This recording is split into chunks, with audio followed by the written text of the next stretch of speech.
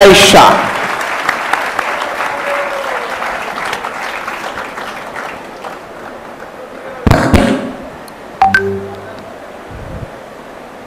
આજના કાર્યક્રમમાં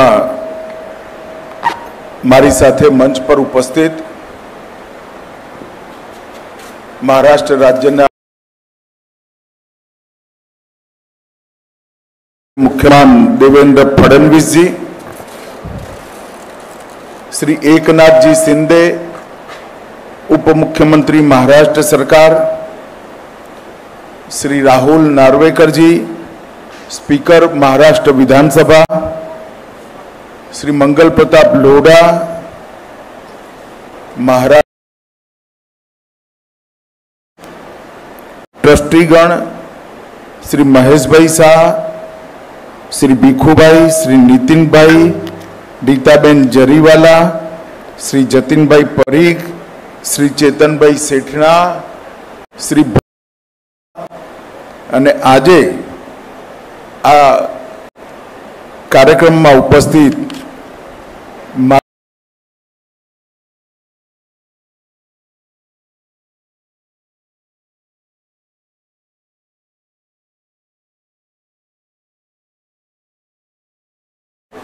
सौ ट्रस्टी मंडल ने 150 वर्ष एक सखावती संस्था चलावी ए बहु अघरू काम है। हूँ पण 100 वर्ष जूनी संस्थाओं चलावू छू। मने खबर है कि सखावती संस्था नाना गाम में नाना शहर में चलावी पण लोढ़ाना चना चाववा जेवुं काम छे। अने मुंबईनी मध्यमां दानथी चालती संस्था चलावी ए केटलुं कठिन छे एनो मने अनुभव छे। हूँ सौ ट्रस्टी मंडल ने माधवबाग परिवार ने हृदयपूर्वक अभिनंदन आपवा मांगू छूं कि आ मंदिर एना उद्देश्यों અને એની સમાજની સેવાની પ્રખર ભાવના ત્રણેયને 150 વર્ષથી અક્ષુણ રીતે અહીં સુધી આ યાત્રા પહોંચાડી છે। જ્યારે અહીંયા હું આવ્યો ત્યારે મને ખબર નથી, મેં થોડી વિગત જ્યારે આવવાની હા પાડી ત્યારે મંગાઈ કે આ શરૂ કઈ રીતે થઈ હતી। ત્યારે श्री वर्जीवन दास ने श्री नरोत्तम भाई आ बन्ने पुण्यात्माओना दाननी अने महान उद्देश्योनी मने खबर पड़ी।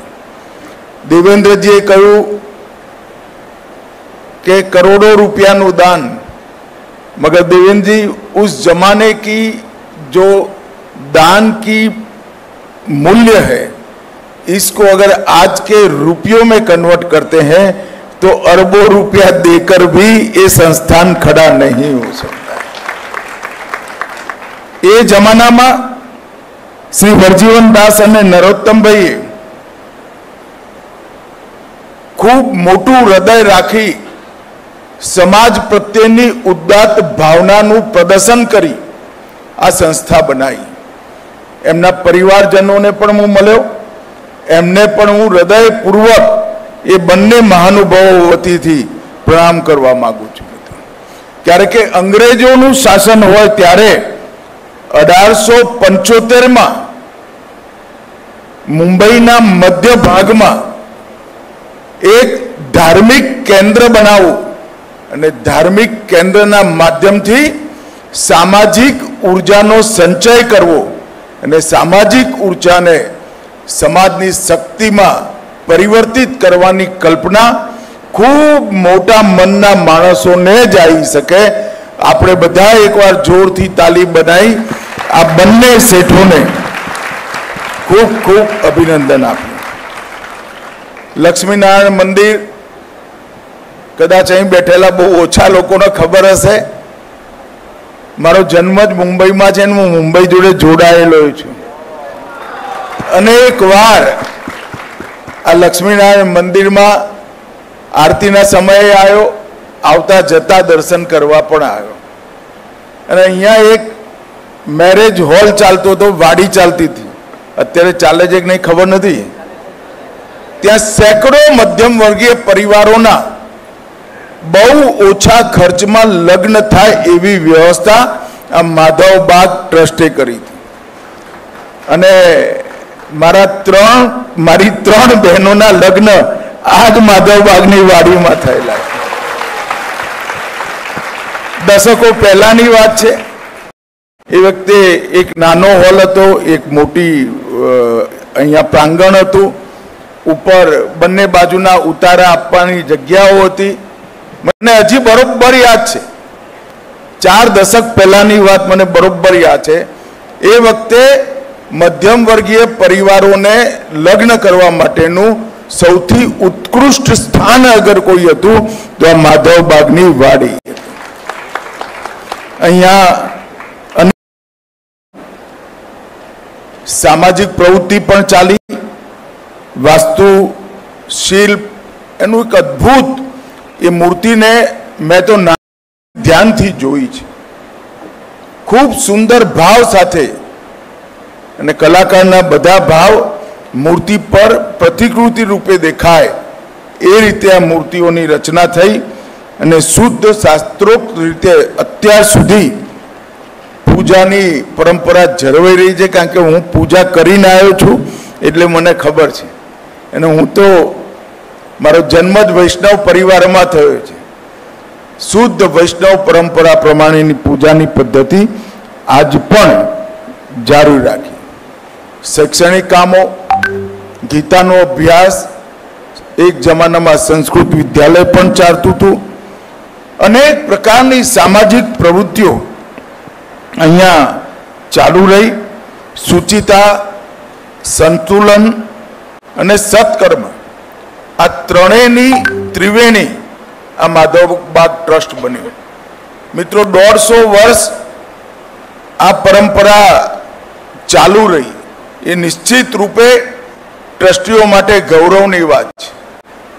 પરંતુ આ 150 વર્ષની ઉજવણી પૂર્વજો જે કરીને ગયા છે એનો આનંદ મનાવવાથી ના કરે.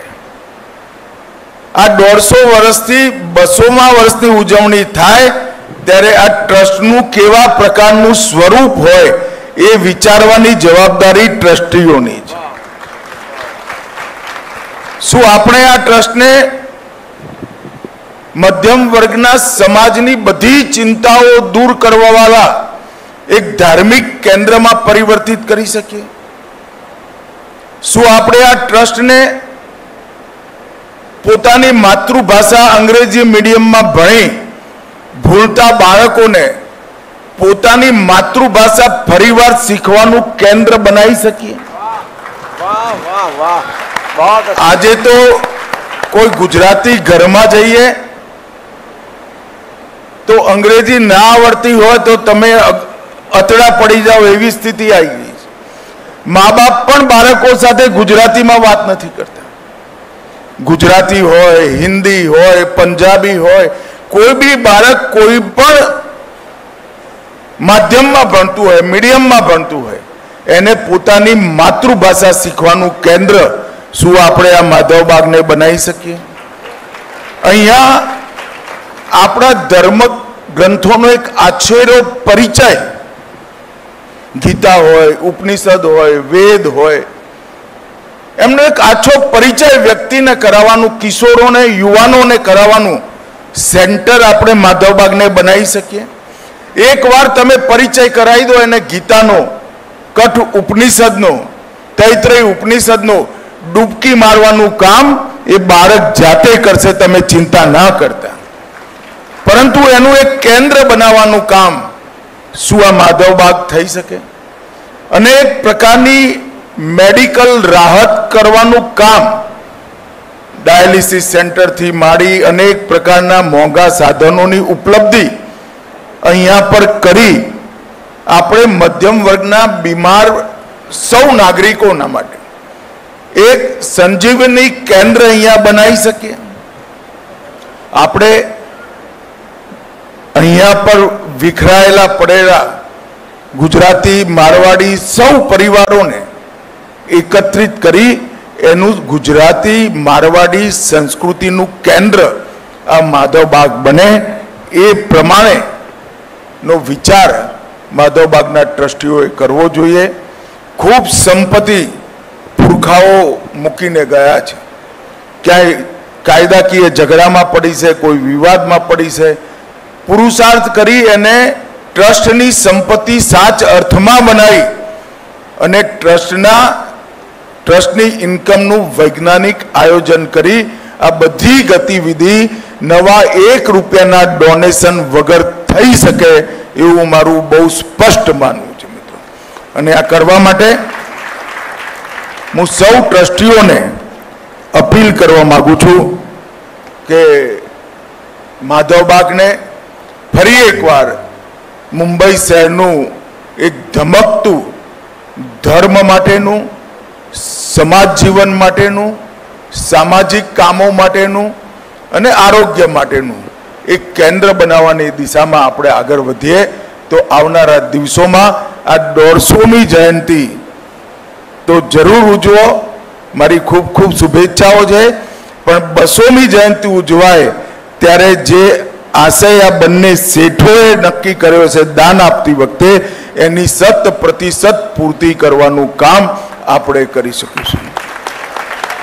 મિત્રો, કાલે જ દેશના વડાપ્રધાન નરેન્દ્ર મોદીજીના વડાપ્રધાન પદ સંભાળવાથી 11 વર્ષ પૂરા થયા.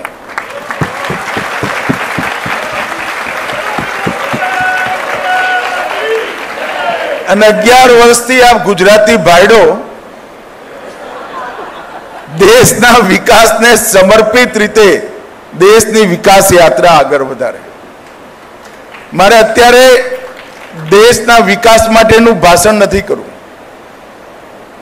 શિક્ષણના ક્ષેત્રમાં શું થયું, નિવેશ કેટલો આવ્યો, 11મા નંબરથી 4થા નંબરની ઇકોનોમી બની ગયા. ભવિષ્યમાં 2047માં દુનિયામાં ટોપ પર જવાનું આપણું લક્ષ્ય છે. દેશને બધી જ રીતે સુરક્ષિત કર્યો અને જેને જેને સુરક્ષા તોડવાનો પ્રયાસ કર્યો એને ઘરમાં ગોદડામાં મોઢું ગાલી રોતા ના આવડે એવી સ્થિતિ કરી. આ બધી વાતોનું એક પોતપોતાની જગ્યાએ મહત્વ જ છે. પરંતુ સૌથી મોટું મહત્વ કોઈ એક વતનું હોય તો નરેન્દ્ર મોદીએ આ દેશના ભારતીયને ભારતીય હોવા પર ગૌરવ અનુભવ થાય એવું કામ.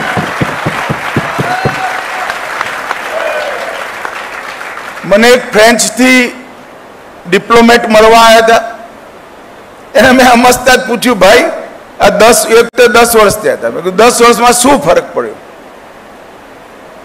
તો એને કહ્યું કે અમે લોકો તો પાશ્ચાત્ય દેશના છે, અમને વ્યાપારની જ ભાષામાં વાત કરતા આવડે.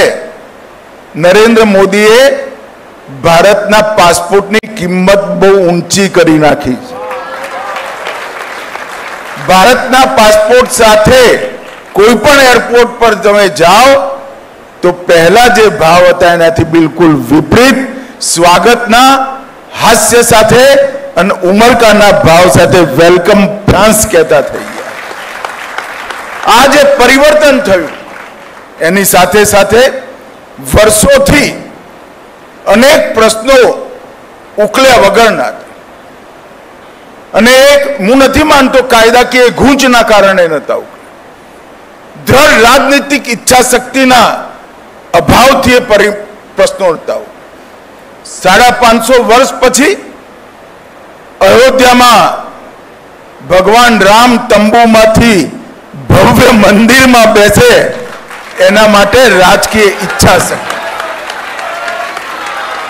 ઔરંગઝેબે તોડેલો કાશી વિશ્વનાથનો કોરિડોર ડંકાની ચોટ પર બનાવી આજે કાશી વિશ્વનાથનું મહિમા મંડન કરવાનું કામ એ દ્રઢ રાજનીતિક ઈચ્છા શક્તિ. દુનિયાભરમાં આજ યોગની પૃચ્છા થાય એ રીતે આપણું વિજ્ઞાન દુનિયાના ઘરે શીરાની જેમ ઉતારવાનું કામ નરેન્દ્ર મોદીએ કર્યું. દુનિયાભરના બધા જ હેલ્થ સાથે, આરોગ્ય સાથે જોડાયેલા લોકો આયુર્વેદ શું છે એ જાણવા માટે આજે ભારતમાં આવે છે. એ પરિવર્તન નરેન્દ્ર મોદીએ કર્યું. અને વર્ષોથી એક લઘુતા ગ્રંથિથી પીડાતા ભારતીય સમાજને એમને 10 જ વર્ષની અંદર 2047માં દરેક ક્ષેત્રમાં ભારત વિશ્વમાં સર્વપ્રથમ હોય એ આત્મવિશ્વાસ ભરવાનું કામ પણ આપણા નરેન્દ્ર મોદી. અને આ 10 વર્ષ, 11 વર્ષ એક પ્રકારથી દેશના ઇતિહાસ જ્યારે પણ લખાશે એમાં સુવર્ણમય અક્ષરોથી લખાવાના. અને હવે ભારતેના પાછુવારી જોવાની જરૂર છે, ના અવરોધોથી રોકાવાની જરૂર છે. કોઈ પણ અવરોધ હોય એ પાર કરી જવાનો ઘટનાક્રમ, પરંપરા અને પદ્ધતિ નરેન્દ્ર મોદીએ સુનિશ્ચિત કરી દીધી છે.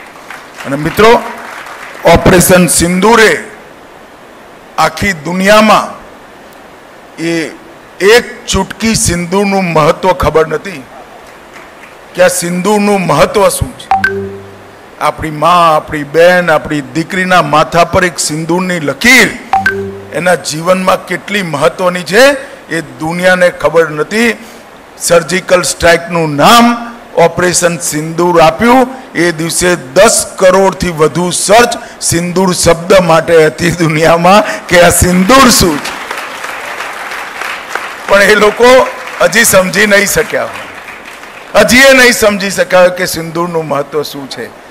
નરેન્દ્રભાઈએ જે નરાધમોએ આ કૃત્ય કર્યું હતું, એમના ઘરમાં જઈ એમના હેડક્વાર્ટર તોડી આપણી દેશની માતૃશક્તિનું માથું ગૌરવથી ઊંચું કરવાનું કામ નરેન્દ્ર મોદી. મિત્રો, આવનારા દિવસોમાં 2047 સુધીમાં ભારત વિશ્વમાં સર્વપ્રથમ બને એ દિશામાં આપણે સૌ આગળ વધી રહ્યા છે.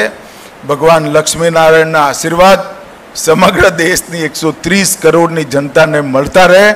અને માધવ વાઘ, મારી વાત હું ટ્રસ્ટીઓ આગળ મૂકીને જઉં છું.